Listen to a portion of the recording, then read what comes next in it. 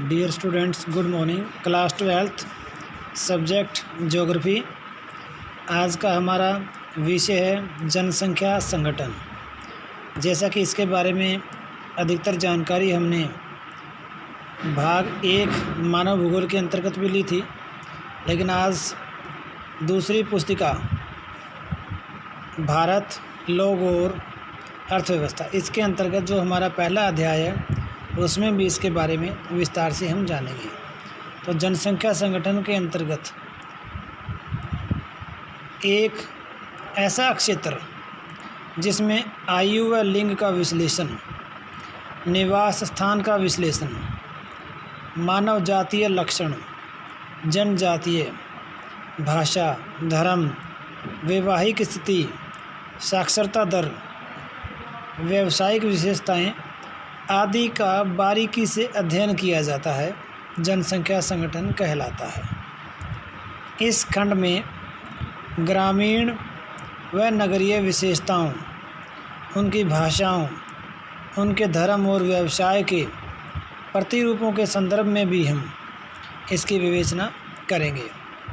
तो आइए सबसे पहले हम बात करते हैं ग्रामीण व नगरीय संगठन का।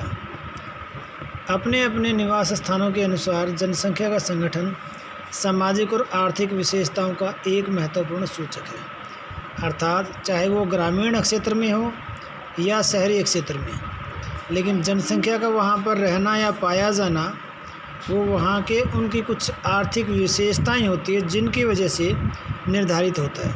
जैसे ग्रामीण क्षेत्र में लोग कृषि आधारित इलाके में ज़्यादा निवास करते हैं, जबकि शहरी क्षेत्र में ऐसी जगह पर लोग रहना पसंद करेंगे जहाँ पर रोज़गार के अवसर उनको ज़्यादा से ज़्यादा उपलब्ध हो।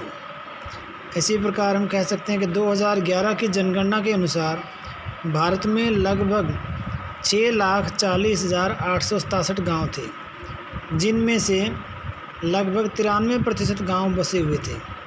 इसका अर्थ यह हुआ कि बाकी जो 7% गाँव हैं वो कुछ समय के लिए वहाँ लोग वास करते थे। वो गांव ज़रूर थे, पर वहाँ के ज़्यादातर लोग या लगभग सभी लोग रोज़गार के लिए मौसमी प्रवास कर जाते थे, अर्थात जैसे ही फसल कटाई, फसल बुआई या कारखानों उद्योगों में काम का विशेष सीज़न होने के कारण वो उन गाँवों से दूसरे क्षेत्रों में चले जाते थे। इसी प्रकार कुछ जो हमारे ग्रामीण क्षेत्र है, वहाँ पे देश के कई राज्यों के अंदर ग्रामीण जनसंख्या बहुत ज़्यादा है, कईयों के अंदर कम है। जिस प्रकार हम बात करते हैं बिहार है, बिहार के अंतर्गत सबसे ज़्यादा ग्रामीण जनसंख्या है, और गोवा और महाराष्ट्र जैसे राज्य हैं उनमें भी कुल जनसंख्या के आधे से ज़्यादा लोग गांव में बसते हैं, जबकि दादरा और नगर हवेली के अंदर लगभग 54% को छोड़कर बाकी सब ग्रामीण जनसंख्या है। अर्थात यहाँ पर लघु उद्योगों के कारण या कुछ व्यक्तिगत उद्योग या कुछ सरकारी गैर सरकारी उद्योगों के अंदर रोज़गार की तलाश में लोग शहरों में ज़्यादा वास करते हैं। इसी प्रकार हम कह सकते हैं कि देश के अधिकांश भागों यानी कुल मिला के हम कह सकते हैं कि लगभग 70% जनसंख्या गाँव में बसती है। इसलिए राष्ट्रपिता महात्मा गांधी ने भारत को गाँव का देश कहा था, यानी ग्रामीण जनसंख्या। और हमारे देश की अर्थव्यवस्था की जो रीढ़ की हड्डी है वो कृषि को माना गया है, क्योंकि कृषि उत्पादों के कारण ही हमारी पूरी अर्थव्यवस्था आगे पीछे बढ़ती रहती है।